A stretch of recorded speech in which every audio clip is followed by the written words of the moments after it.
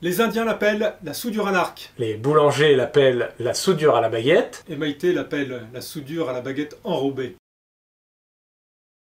Bienvenue dans ce nouvel apérouti.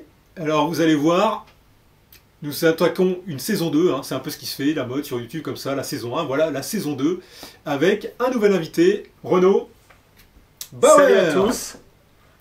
Et oui, Merci. Olivier nous a quittés, il n'a pas quitté ce monde, je vous rassure, mais il a quitté le milieu de la scène, et du coup pour le remplacer, il me fallait quelqu'un qui a l'habitude des lumières, des spots et tout ça, des stades remplis, et du coup, voilà, j'ai pensé à Renaud.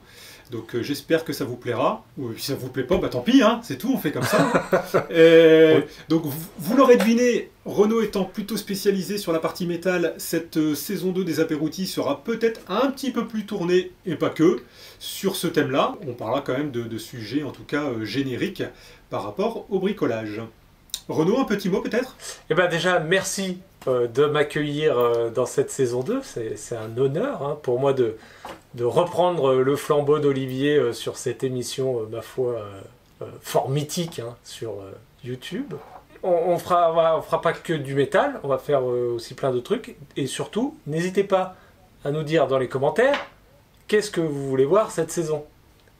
Donc vous avez tout le temps de la vidéo pour y réfléchir, et quand vous quittez la vidéo, déjà vous laissez un pouce en l'air. Ouais, si et puis vous mettez Renaud nu dans les commentaire. commentaires, ça va pas aller. Ça y est, il y en a plein qui vont le mettre. Voilà, Peut-être si pour vous la fin de voulez, la saison, voilà. si ça marche bien.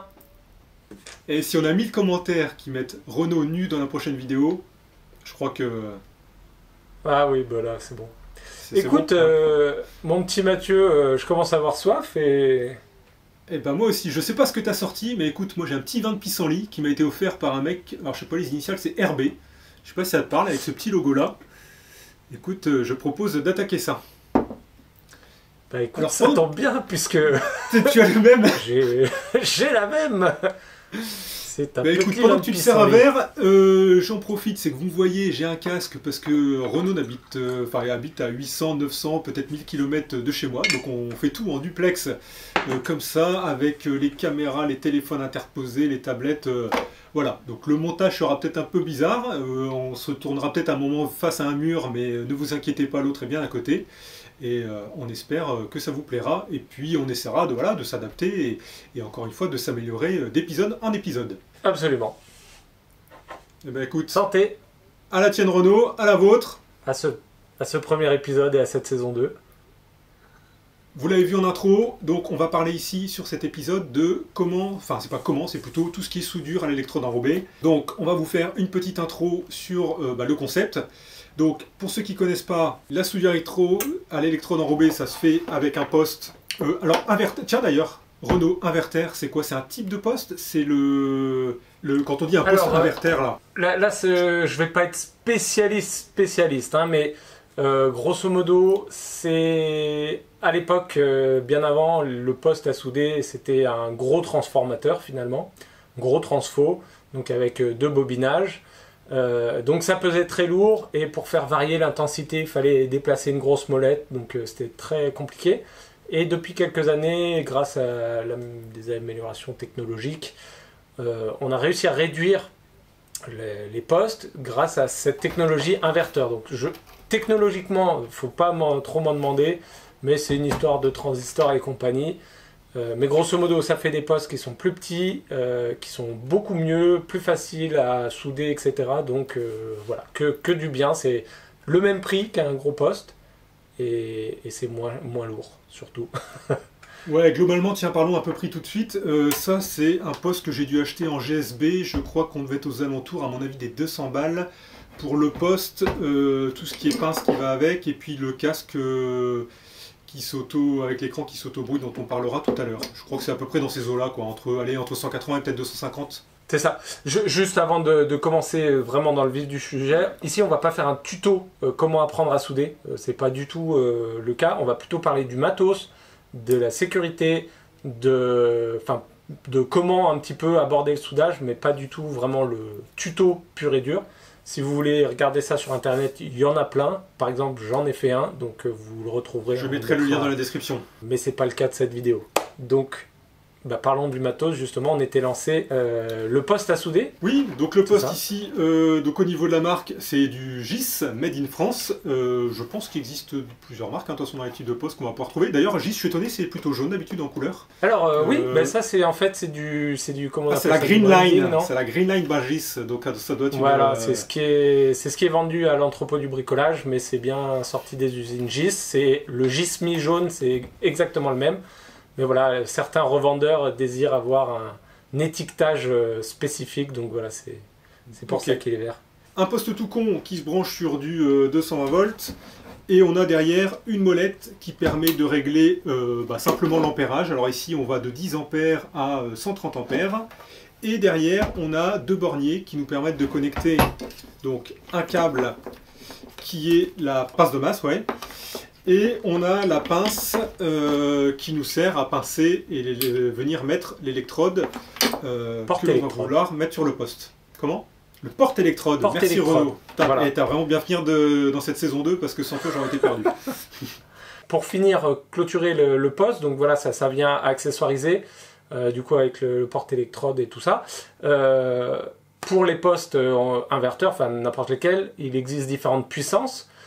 Donc évidemment il y a les postes qui sont en 220 volts, les postes qui sont en 380, enfin 400 volts maintenant. Là on va parler des postes 220 volts, 230 volts. Il existe les premiers, je crois GIS fait des 80 ampères, après on a 130 ampères, on a 160 ampères, après ça peut monter à 200, 220. Du coup la grande question c'est que choisir quand on débute, quelle est la puissance? Moi ce que je conseille c'est minimum 130 ampères, c'est vraiment le minimum. Si on est amené à beaucoup l'utiliser, on peut partir sur du 160 ampères, dans le sens où le 130, vous allez quasiment pouvoir faire tout ce que vous voulez, mais vous allez beaucoup l'utiliser dans ses hautes performances, on va dire, alors que si vous avez un 160, du coup, ça va moins lui tirer sur la carcasse, hein, on va dire. Alors moi, si je regarde du coup le tableau du mien, pour 100, donc c'est un 130 ampères, pour 115 ampères, ils disent qu'on prend des baguettes de 3,2, et une baguette de 3,2, ça correspond à des pièces de métal d'épaisseur 5 à 8 mm. Voilà, ça c'est la grande question quand on va dans un magasin de bricolage et on dit je veux acheter un poste à souder. Le premier truc qu'on va vous demander, c'est mais quelles épaisseurs vous voulez souder? Forcément, vous ne savez pas répondre, évidemment. Si vous êtes soudeur débutant, moi je l'ai été et je ne savais pas comment répondre à cette question. J'avais envie de souder toutes les épaisseurs. Donc cette question elle n'est pas forcément vraie. À 130 ampères, vous allez effectivement pouvoir souder avec des baguettes jusqu'à 3,2 mm. Donc ça correspond entre guillemets à du épaisseur 3 mm, 4 mm, 5 mm aussi. Mais en fait vous allez pouvoir souder beaucoup plus. Vous pouvez aussi souder du 10 mm. à condition de chanfreiner, à condition peut-être de faire plusieurs passes de soudure. Donc en fait, vous allez pouvoir faire toutes les épaisseurs. C'est juste que avec un poste plus performant, peut-être vous passerez une fois avec une baguette de 4 mm, ou j'en sais rien, je ne sais même pas si ça existe, mais je crois. Alors que là, peut-être vous ferez plusieurs fois. Mais pour un bricoleur habituel, même moi, 160 ampères, c'est très bien et c'est largement suffisant. Du coup, avec ces postes-là, on n'en a pas parlé, mais quel type de métal on peut souder? On ne peut pas souder de l'aluminium, ça c'est sûr. On ne peut pas souder... Alors l'aluminium, sauf erreur, je crois qu'il existe des électrodes enrobées aluminium. J'ai jamais testé, je ne sais pas ce que ça vaut. Ça m'étonnerait que ça soit génial, sinon on l'utiliserait plus. Mais sinon, on peut souder évidemment l'acier noir. On peut trouver là derrière moi, par exemple. Ce genre de choses. Voilà, ça c'est de l'acier classique, ce qu'on appelle acier doux. Donc ça peut se présenter les profilés de GSB. Voilà, tout à fait. Donc ça peut être très noir, ça peut être un peu plus brillant, acier comme ça. Mais ça reste de l'acier. Après, on peut souder de l'acier inox, on peut souder de la fonte, mais à chaque fois, il faudra adapter les baguettes selon ce qu'on soude et la méthodologie aussi qui va être un peu différente. Mais en général, on soude souvent l'acier. Hein, oui, pour le petit bricoleur qui va vouloir soit faire des profilés, aller les trouver en GSB ou même chez un ferronnier, enfin un mec qui vend du métal, quoi. Ou après réparer, je sais pas moi, une clôture, un truc où on va être sur vraiment de l'acier, comme les barres qu'on pourrait trouver dans dans le béton armé, des trucs comme ça, quoi. Et dernier truc dont j'avais oublié de parler, c'est sur les spécificités du poste toujours. Il y a ce qu'on appelle le facteur de marche. Donc c'est un petit tableau que vous allez retrouver, normalement les revendeurs ou les fabricants vous le fournissent, et qui va déterminer, suivant la puissance, combien de temps vous allez pouvoir utiliser votre poste. Il faut savoir qu'un poste qui est vendu pour 130 ampères, vous ne pourrez pas l'utiliser pendant 10 minutes à 130 ampères, c'est pas possible. Au bout d'un moment, il y a une sécurité qui va se mettre en route, une surchauffe et il va couper. Donc du coup, il faut savoir, voilà, il faut regarder. Pour un poste 130 ampères, suivant une marque, et ben, peut-être il y en a un à 130 ampères, il va dire 60%, et l'autre, il va dire 20% à 130 ampères. Et pourtant, c'est un poste 130 ampères. Donc voilà, c'est des petits trucs qu'il faut aussi regarder. Et je dirais même qu'il y a deux valeurs, c'est que tu as la période de temps pendant laquelle tu peux souder, et après il y a la période de temps pendant laquelle le poste doit se reposer. Moi, sur le mien, il est marqué que tu dois avoir 1 heure, enfin tu as le droit de souder 20 minutes, et après, tu dois laisser reposer 1 heure avant de reprendre 20 minutes suivantes pour ton électrode d'après. Ah bon? N'importe quelle valeur?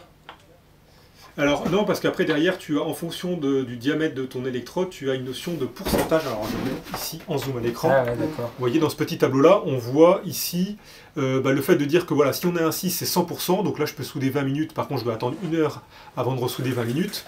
En revanche, comme tu l'as dit, si je suis une électrode en 3,2, là, j'ai 55%. Donc ça veut dire que je vais pouvoir souder, voilà, même pas 10 minutes avant de passer à la suite. C'est ça. Sachant qu'après, sur un poste à électrode, on fait un cordon, 2 cordons, 3 cordons. Après, on va aller casser le laitier, on va brosser, on va frotter, préparer notre nouille. Du coup, on soude jamais 5 minutes d'affilée, c'est juste pas possible.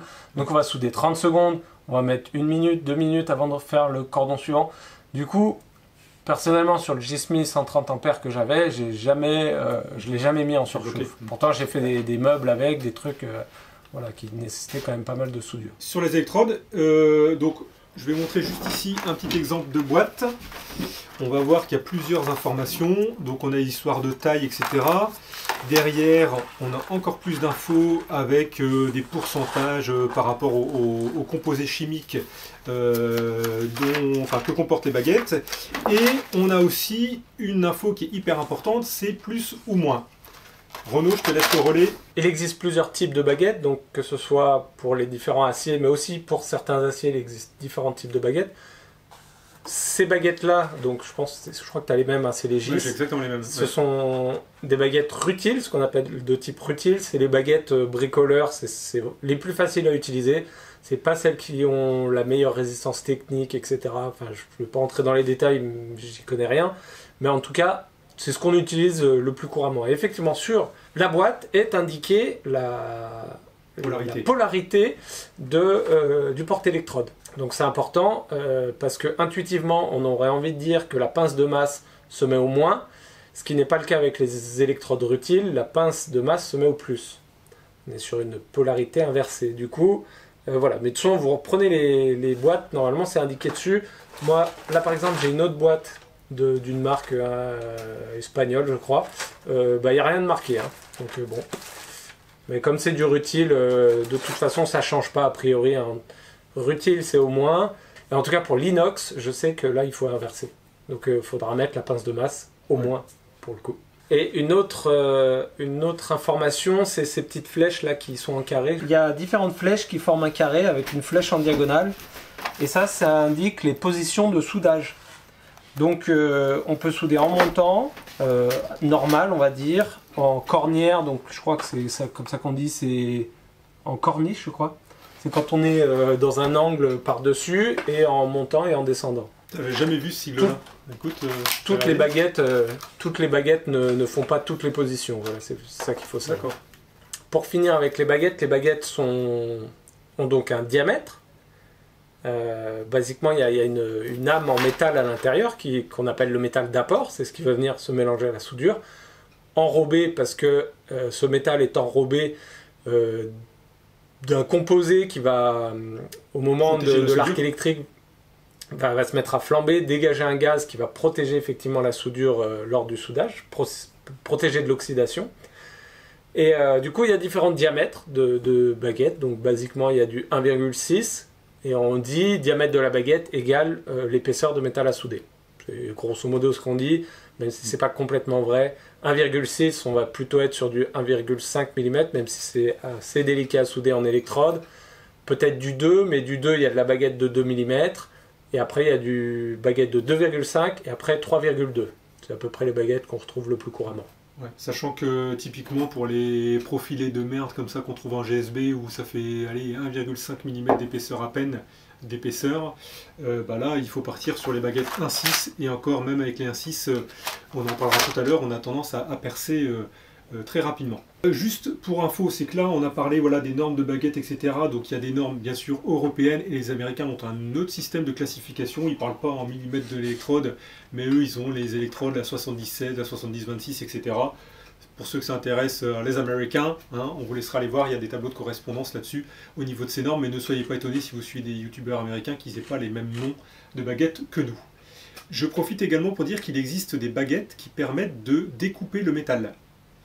C'est-à-dire que plutôt que d'utiliser ce qu'on appelle un découpeur plasma, si je ne dis pas de bêtises, ou un chalumeau. Qui normalement, ou un chalumeau, on peut utiliser des baguettes qui sont tellement puissantes entre guillemets qu'elles vont faire fondre le métal à l'endroit où on fait passer la baguette et qui permet du coup de découper le métal avec une électrode enrobée.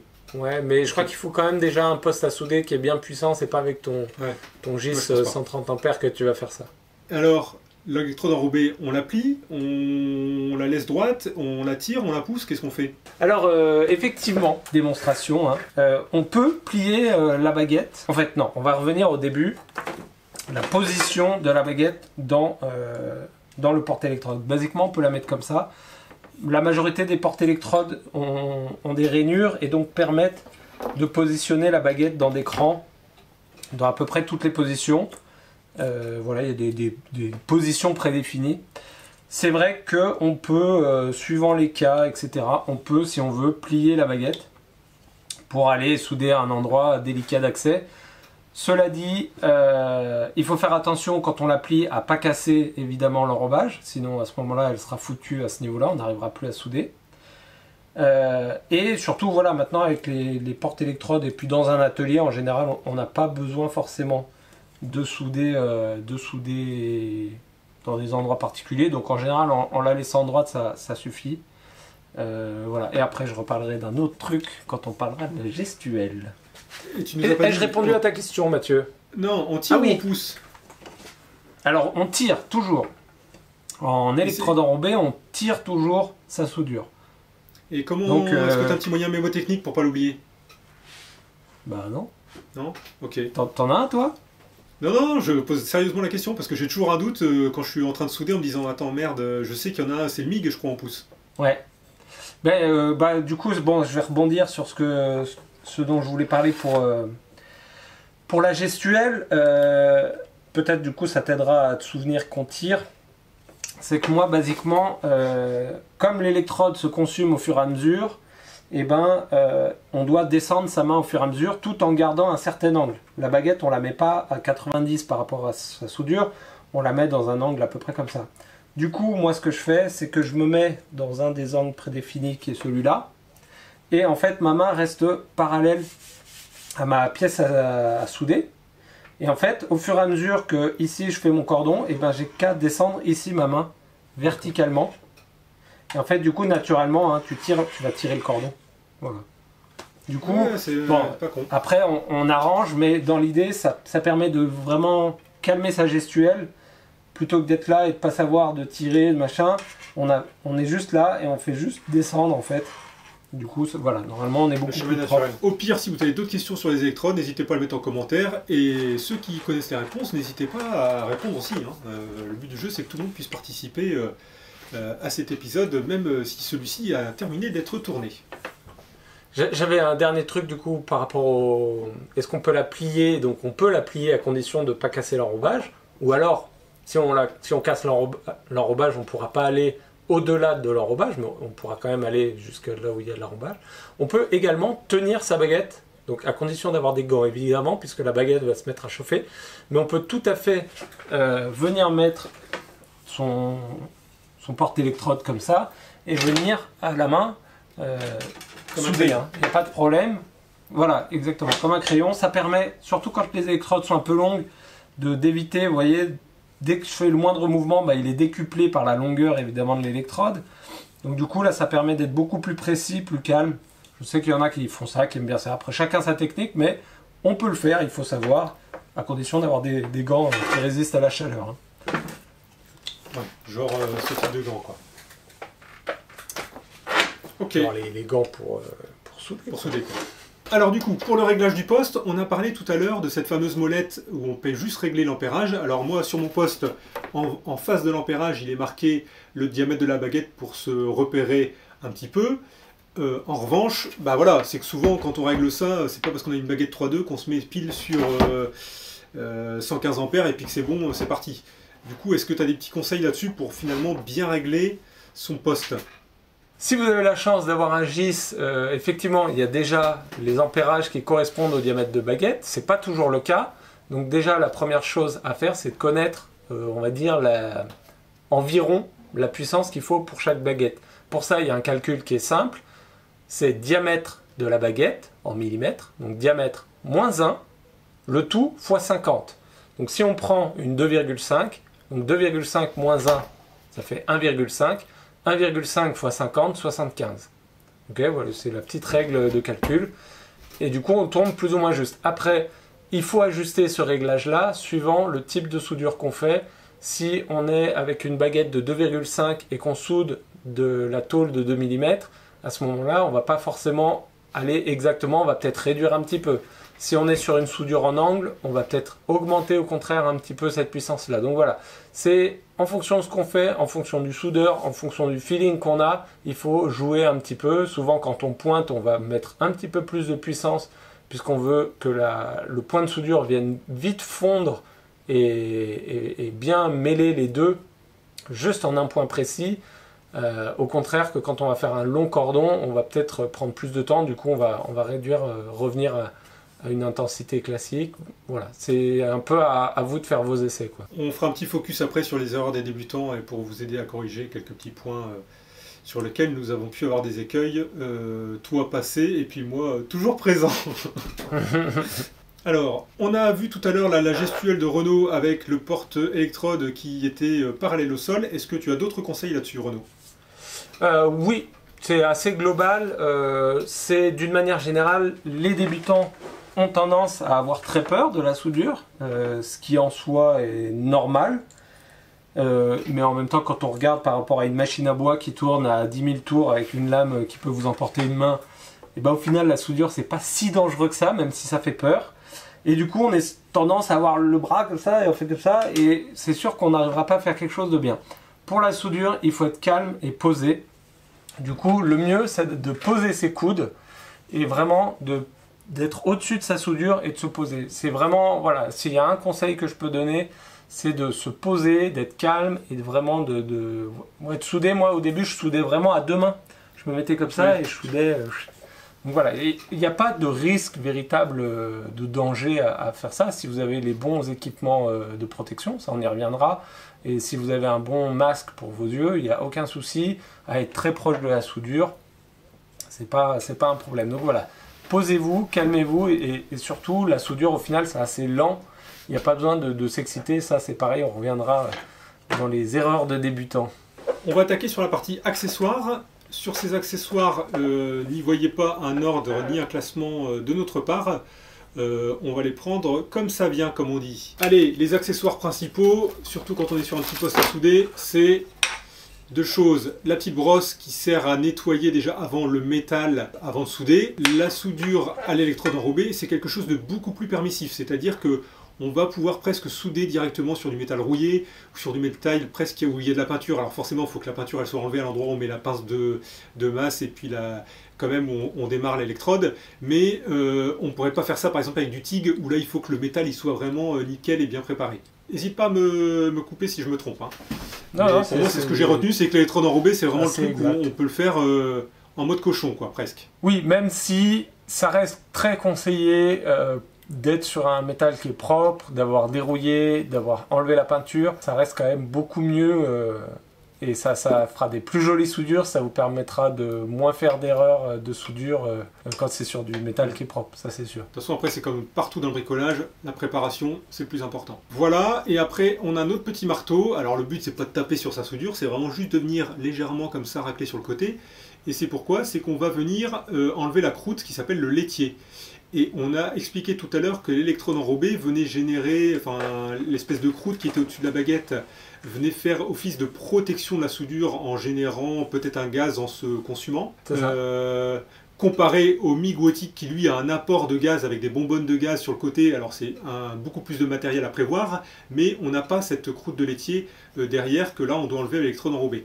Donc si on a fait vraiment une belle soudure, on fait juste un petit coup de grattage comme ça, et puis pouf, on va sortir limite une peau de serpent de cette taille-là.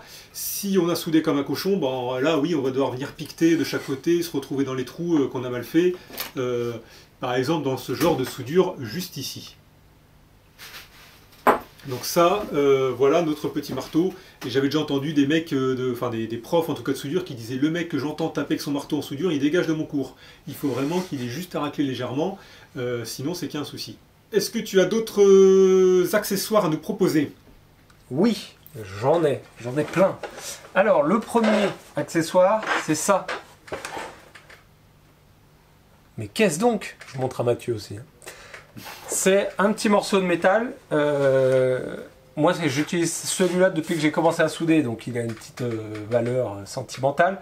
C'est un petit morceau de métal sur lequel je viens amorcer ma baguette. Donc avant de souder quelque chose, je viens toujours gratter ma baguette et faire un premier point de soudure ici pour, on va dire, chauffer le bout de la baguette qui soit un petit peu rouge, un petit peu incandescent.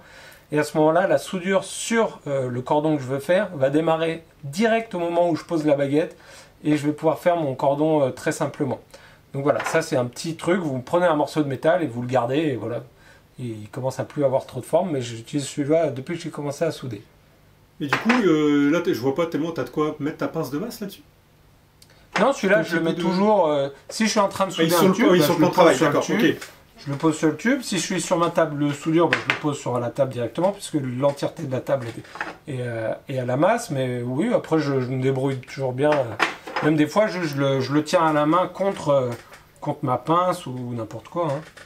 Voilà, ça, oui, vous allez voir, des fois, on peut voir certains qui soudent où on a l'impression qu'il n'y a pas de pince de masse, mais c'est juste qu'il l'a mis sur sa table et que la table étant tout un plateau complet en métal, ça se propage et du coup, il n'y a pas besoin de mettre la pince spécifiquement à l'endroit où on va souder. C'est ça. Ça fait ce qu'on appelle des gratons.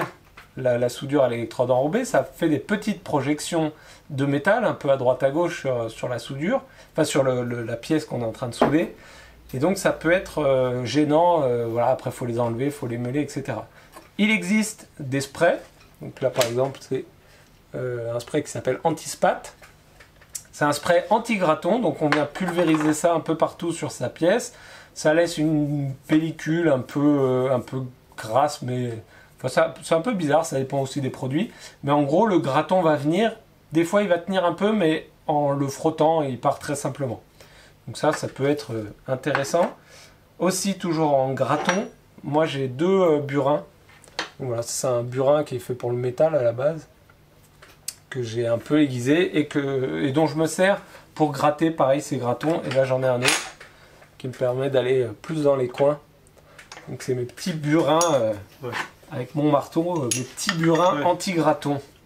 Je veux dire, moi le marteau il est en espèce de pointe au bout et ça me permet derrière de venir aussi les gratter.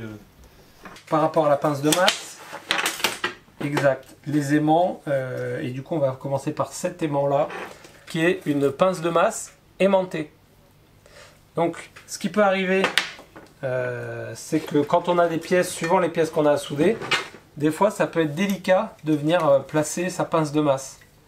Vous voyez, si on a un tube qui est très rond, très gros, et bien des fois c'est compliqué. Donc ce qu'on peut faire, c'est prendre un tube qu'on arrive à pincer et on le pose après sur l'autre pièce. Ça peut fonctionner aussi. Sinon, l'idée c'est d'acquérir, pour pas très très cher, une pince de masse comme ça. Donc là c'est un aimant, comme on dit, activable entre guillemets. Donc il y a une petite molette. Quand je la tourne, l'aimant est actif.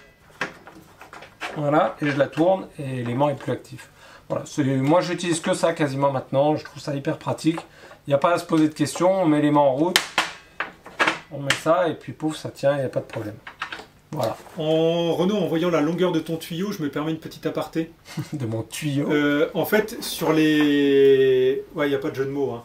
Les câbles qui sont fournis de base sur les postes comme ça en grande surface, ça doit faire à tout péter 1,50 m et on est vite emmerdé dès qu'on veut souder parce que justement on est un poil court, donc du coup la pince de masse, on tient un peu dessus, elle se casse la gueule. Pareil pour l'électrode enrobée, quand on est un petit peu loin, quand on, je sais pas, on imagine on fait une structure de table basse, et c'est pareil, des fois on est un petit peu loin du poste, c'est un peu la galère, donc ça peut valoir le coup de potentiellement changer ces aspects-là. C'est vrai, il y a un truc qu'il faut, d'ailleurs j'ai oublié de parler d'une chose, ça me fait penser, mais quand on achète un poste à souder, il faut regarder un peu les spécificités. Et notamment les accessoires, et effectivement la longueur du porte-électrode et la longueur de la pince de masse font partie des choix peut-être qui peuvent être intéressants.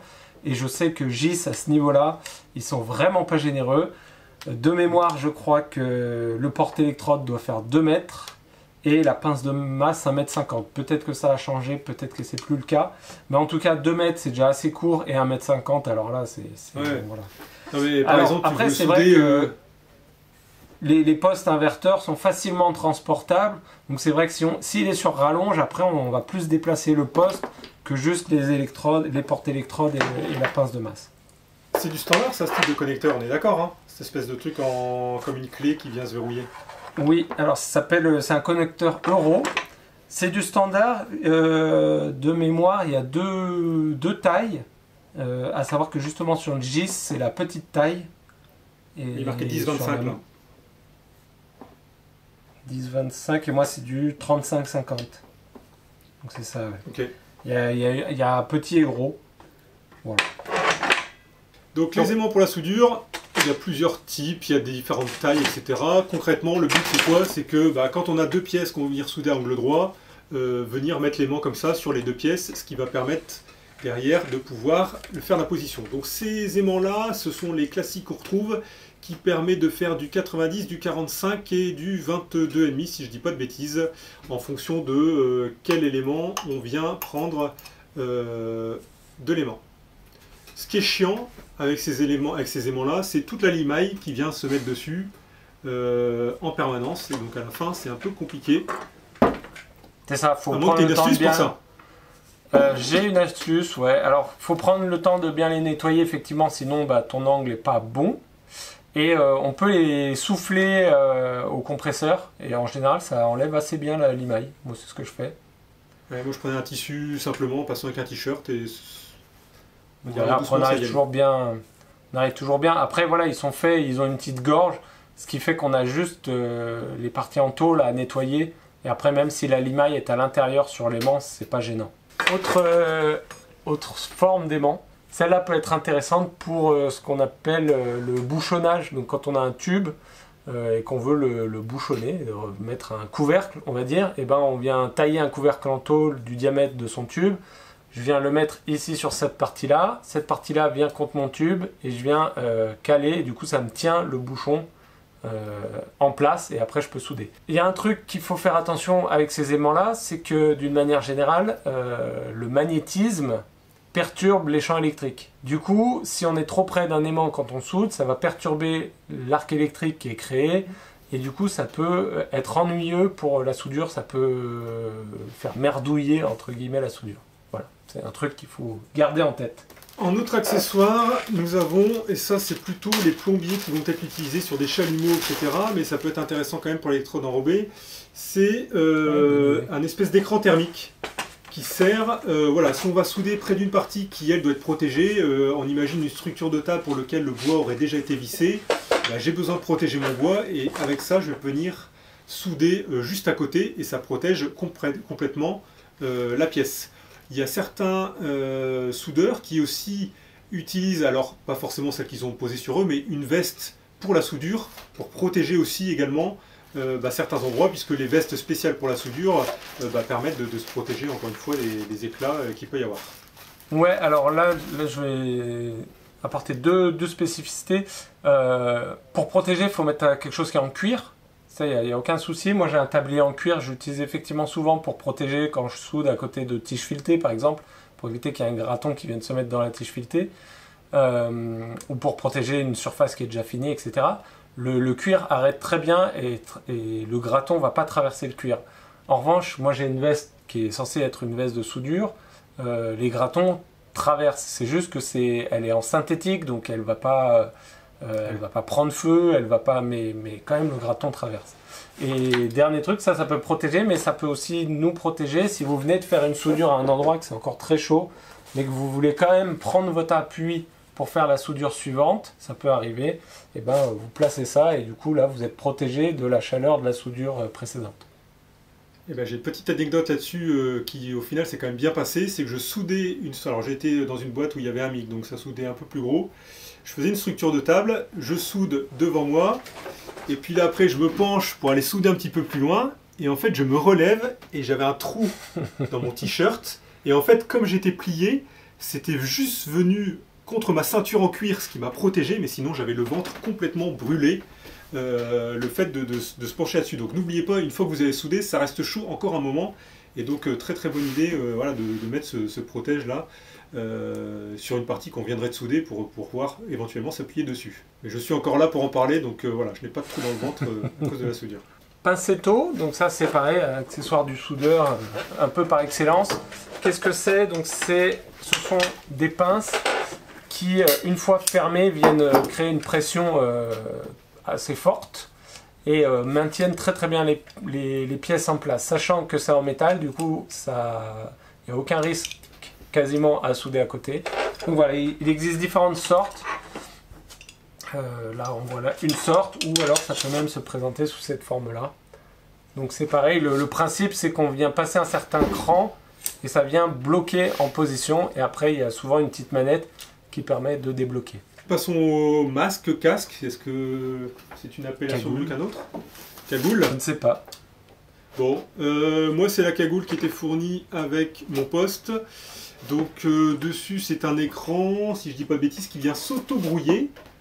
Par contre il n'y a pas de pile, parce que je crois qu'il y en a certains qui ont des piles. Donc celui-ci vient simplement on va dire se foncer dès que je me mets à souder, et du coup me protège les yeux. C'est ça. Alors effectivement, donc, pour se protéger de la soudure, il y a les casques comme ça. Donc il existe encore des vieux casques qui ne sont pas automatiques, donc c'est-à-dire que l'écran est toujours opaque, et c'est en fait le soudeur à la main, au moment où il crée l'arc électrique, qui vient placer sa cagoule devant ses yeux. Quand on est débutant, c'est très compliqué de gérer ça. Donc le conseil que j'aurais à vous donner, c'est déjà acheter un poste inverteur, et le second, c'est acheter une cagoule automatique. Effectivement, ça ne coûte pas très cher. La plupart du temps, c'est même fourni. Il y a souvent des promotions où c'est fourni avec le poste à souder. Donc c'est dommage de s'en priver. Effectivement, il n'y a pas de pile sur certaines, puisque en fait, il y a un capteur solaire qui vient en fait l'alimenter directement via la puissance de l'arc électrique. Après, il faut regarder les spécificités. Bon, pour les bas de gamme, ça peut protéger que moyennement, parce qu'il y a un temps de réaction avant de s'opacifier qui peut être un peu long. Même si nous, on ne le voit pas, en fait, l'œil a quand même le temps de recevoir des rayons lumineux, notamment des UV, et ce qui peut à la longue l'abîmer. Mais voilà, après, c'est le temps d'obturation, on va dire. Après, il y a la teinte, donc à quel degré ça va se teinter. Le mien, par exemple, est réglable, donc je peux régler de 9 à 13, je crois, non, même de 5 à 13. Donc c'est une norme, hein, 13, je ne sais plus à quoi ça correspond. Mais... Moi, je fais très attention, et c'est que la cagoule, quand je soude, alors déjà, quand je soude, je soude avec la cagoule. Maintenant, quand je dois briser le laitier, l'erreur qu'on a tendance à faire, c'est relever la cagoule pour mieux voir. Et dans ces cas-là, ce que je fais, c'est que je mets toujours mes lunettes de sécurité, que de toute façon j'ai sous la cagoule, pour taper le laitier, parce que ça arrive que ça vienne comme ça se taper sur l'œil, voire peut-être dans l'œil si justement vous n'avez pas vos lunettes de protection. Et encore une fois, on parle d'un truc qui est brûlant. Donc encore une fois, sous vos cagoules, portez toujours des lunettes de sécurité c'est important. Et du coup, est-ce que ça nous amène vers la sécurité? Effectivement, donc le point que tu viens aborder, c'est un point qui est effectivement très important. Je le dis également dans ma vidéo tuto, c'est vrai que c'est le réflexe, et une fois qu'on vient de souder, le premier réflexe, c'est on veut voir si la soudure est belle. Et le laitier a tendance à naturellement, des fois, éclater, et donc faire des projections brûlantes un peu partout, notamment en inox. Alors là, l'inox, c'est pour ça, c'est même rigolo, parce qu'on soude, et après on attend, et le laitier il fait paf, paf, paf, paf, paf. Il y a des petits feux d'artifice. Mais du coup, il faut se méfier, effectivement, même sous la cagoule, de porter ses lunettes de sécurité. Qu'est-ce qu'on a comme danger sur la soudure? Tout ce qui est fumée, moi je sais que quand je fais du poste à souder, je ne soude jamais dans l'atelier, parce que je l'ai fait une fois, et en fait au bout de 10 minutes, j'avais mal au crâne, j'étais pas très bien avec toutes les vapeurs qui sont dégagées de l'électron enrobé. Donc naturellement, j'ai tendance, quand je dois souder, je fais ça plutôt à l'air libre dehors. C'est ça, c'est effectivement les fumées de soudure sont nocives. Du coup, c'est bien de faire ça dans un endroit aéré.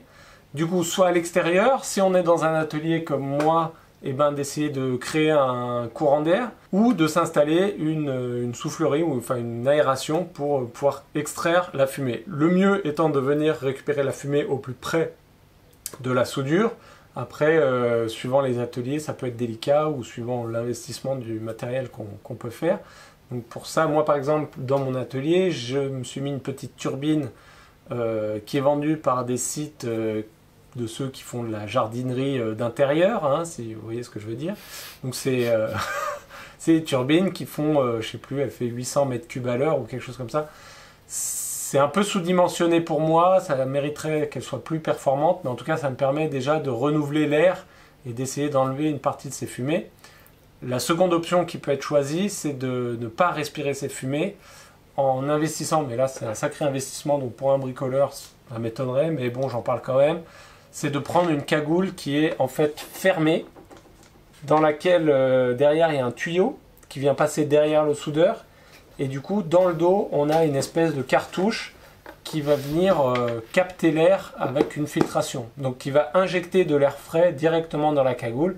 Ce qui fait, c'est vrai que souvent quand on est en train de souder, on est au-dessus de sa soudure, donc toute la fumée remonte par le masque. Et du coup, c'est vrai que pour ça, c'est un équipement qui est très efficace, néanmoins qui reste très cher. Est-ce que les filtres à cartouches là qu'on a, j'ai pas regardé s'il y a des cartouches spécifiques justement pour... parce qu'à la base ces filtres à cartouches ça marche pour les peintures, pour les produits toxiques, etc. Est-ce qu'il doit y avoir des cartouches, je pense qu'il doit être spécifique pour la soudure? Je crois pas qu'il y ait des cartouches spécifiques pour la soudure, en tout cas on peut en mettre et c'est sûr que c'est mieux que rien, c'est même très bien je pense. Quand je soudais à l'électrode je faisais beaucoup ça effectivement, mettre un masque de respiration sous le masque. Et ça évite, en tout cas, on a plus l'odeur de la fumée. Et du coup, je me dis qu'on a... Et puis après, j'avais pas effectivement les symptômes, comme tu dis, donc le mal de tête, tout ça. On a parlé du coup de tout ce qui était inhalation. Maintenant, est-ce qu'on entend souvent de dire l'histoire des coups de soleil, il ne faut pas souder de torse nu ou en tout cas à manches courtes, etc. Oui, et ben effectivement. Alors ça, tout le monde n'en a pas forcément conscience, mais l'arc électrique produit des rayons lumineux, et notamment des rayons UV qui sont passablement dangereux, hein, comme le soleil finalement, et donc on peut bronzer, et alors vu l'arc électrique en général on bronze pas longtemps, on part plutôt sur du coup de soleil assez rapidement.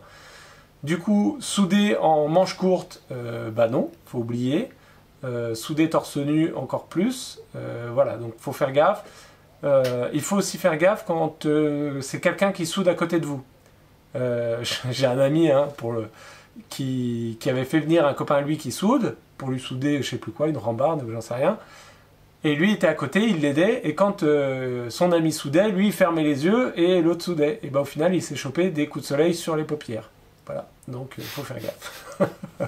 C'est ça aussi, il faut faire gaffe à ce qu'on appelle le coup d'arc, c'est-à-dire c'est quand on regarde un arc électrique avec les yeux, donc ce qu'il ne faut pas faire normalement, c'est pour ça qu'on a des cagoules. Donc si la cagoule marche mal, ou si par hasard, ou on n'a pas fait exprès, on a regardé l'arc électrique, il se peut qu'il y ait une irritation qui se crée dans l'œil et qui fait passablement mal, surtout la nuit qui suit le coup d'arc.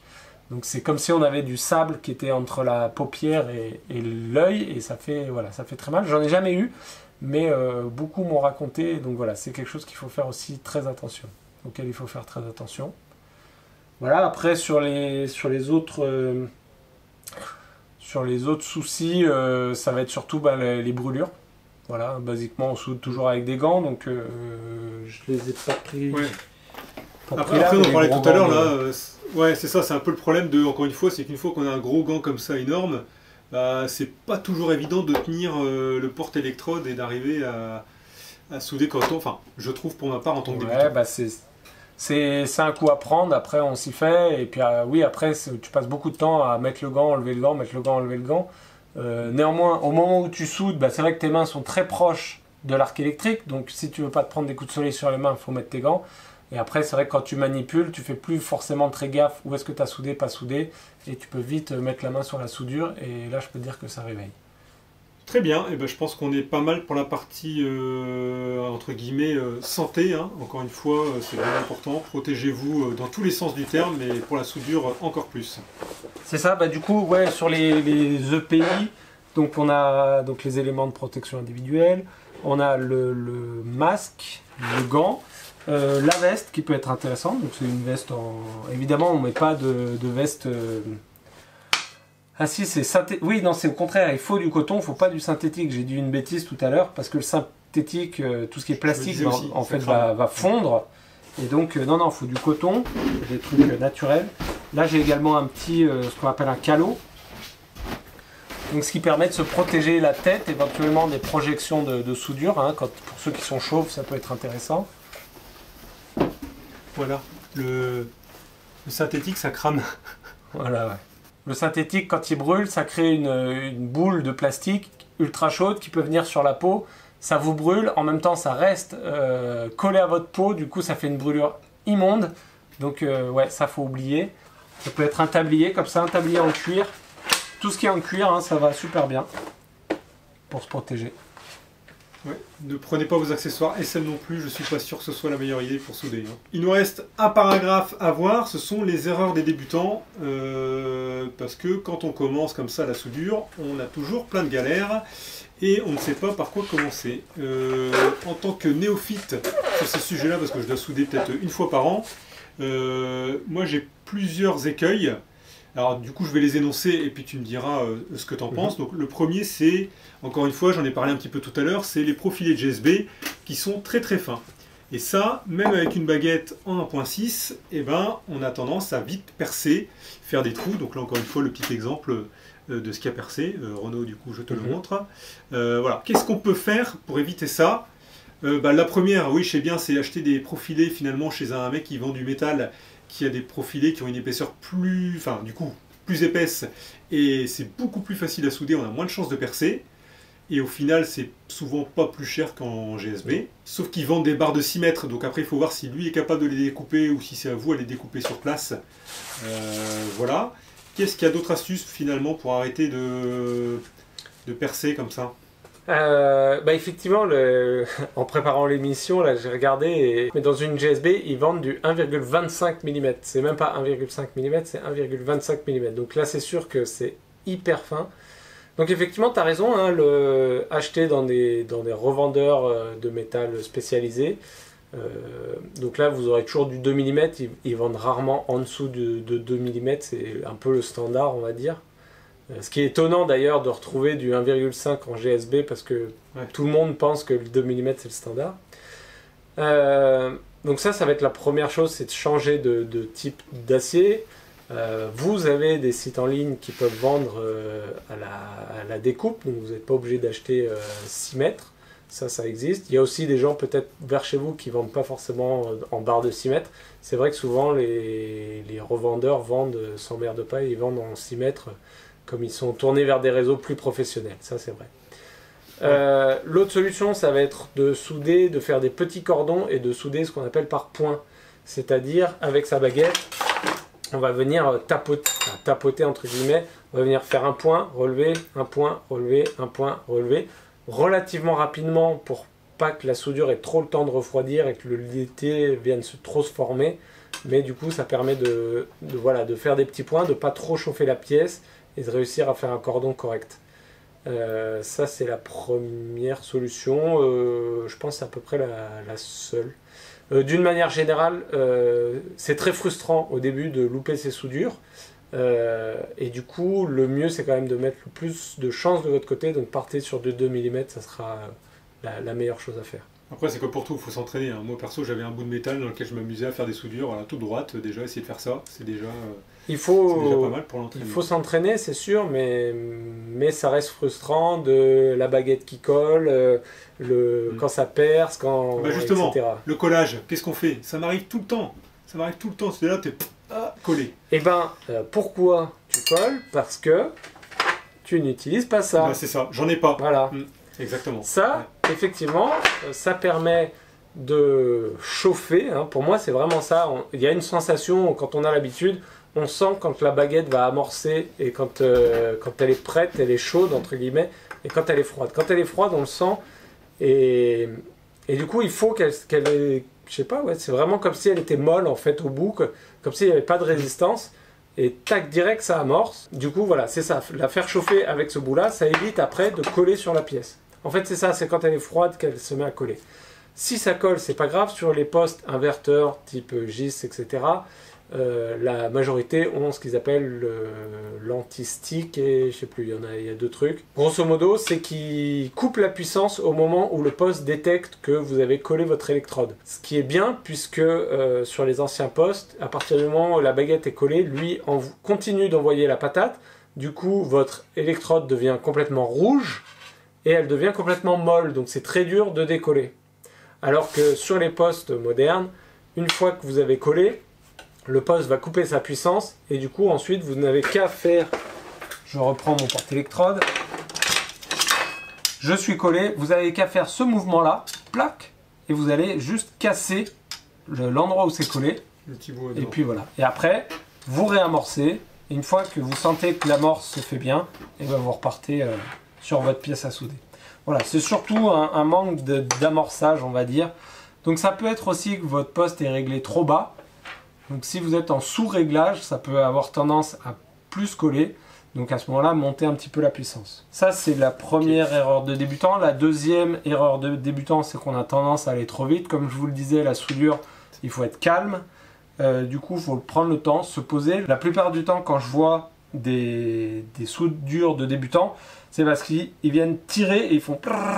Et du coup, la baguette rebondit de chaque côté, ça fait arc, arc, arc, arc, arc, ça fait des points de soudure de chaque côté, mais ça ne fait pas de soudure au milieu. Et la soudure, c'est vraiment un bain de fusion, donc on vient mélanger le métal de nos deux pièces à souder, plus le métal d'apport.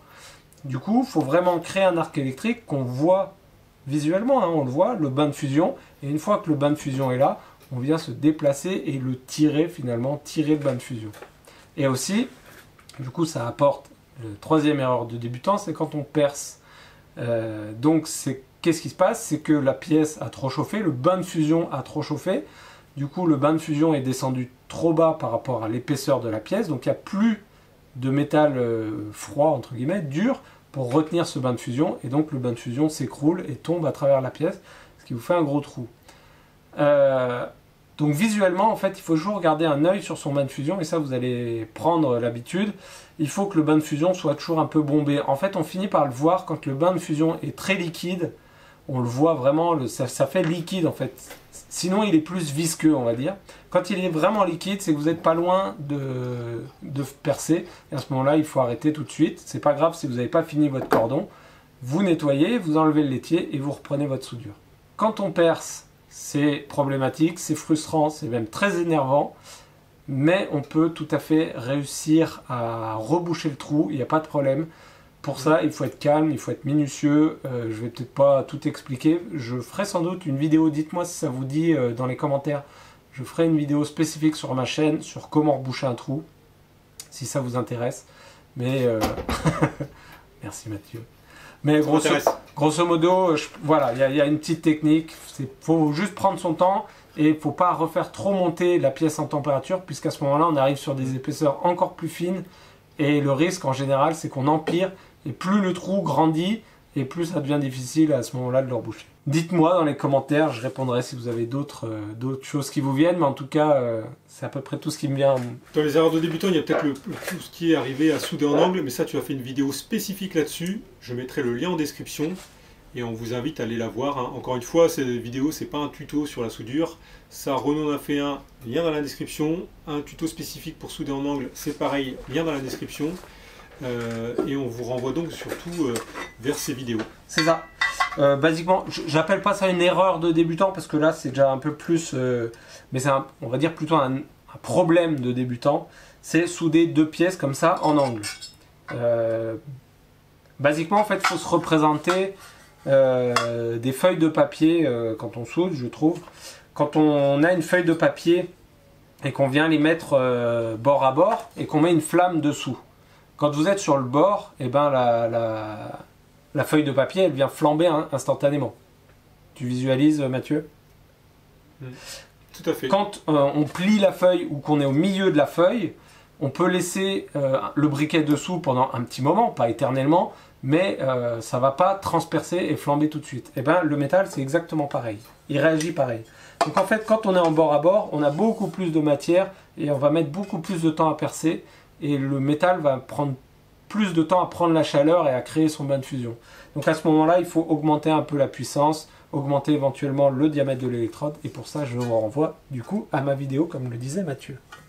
Voilà, du coup, on a abordé tous les thèmes. Pour résumer, eh ben, choisir un poste à souder, vous avez le facteur de marche, tout ça, les accessoires, les longueurs de câble, la puissance. Ensuite, ben, les équipements qui vont avec, les protections. Évidemment, pensez à vous protéger, les coups de soleil, la fumée.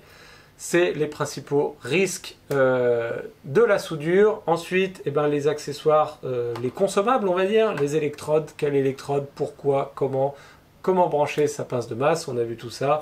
Les petits accessoires qui nous facilitent la vie, comme les aimants, les gratons, les sprays anti-gratons, tout ça. Voilà, en tout cas, je suis très content d'avoir fait cet épisode. Alors Mathieu, peut-être une conclusion? Oui, bah écoutez, j'espère que cet épisode vous aura plu. Encore une fois, hein, on est un petit peu en direct live, etc. On n'est pas tous au même endroit. Donc j'espère que ça se sera bien passé et que le montage ne sera pas trop moche. N'hésitez pas à mettre dans les commentaires si vous avez des remarques constructives pour arriver peut-être à faire une vidéo peut-être un petit peu plus interactive avec nous deux. Moi en tout cas, Renaud, j'étais ravi de... Enfin Renaud, on va plus se tourner comme ça parce que normalement tu es là. Donc Renaud, j'étais vraiment ravi de tourner voilà, ce premier épisode de la saison 2 avec toi. Encore une fois, c'est un premier épisode, on va tester, on attend vraiment des retours en masse. Et puis si c'est le cas, eh ben, on enchaînera un deuxième épisode, troisième épisode, et puis on ne s'arrête plus, enfin jusqu'à ce que Renaud me dise, bah écoute, j'en ai marre, je vais rejoindre le club Olive, et puis trouve-toi quelqu'un d'autre quoi. D'ailleurs, tiens, Olive, si tu nous écoutes, si tu nous regardes, je t'embrasse. Laisse un commentaire. Laisse un commentaire, j'espère que cet épisode t'aura plu. Bon voilà, eh ben, écoute, Renaud, à bientôt. À bientôt. Pour un prochain épisode. À bientôt tout le monde. Allez, à la prochaine. Ciao.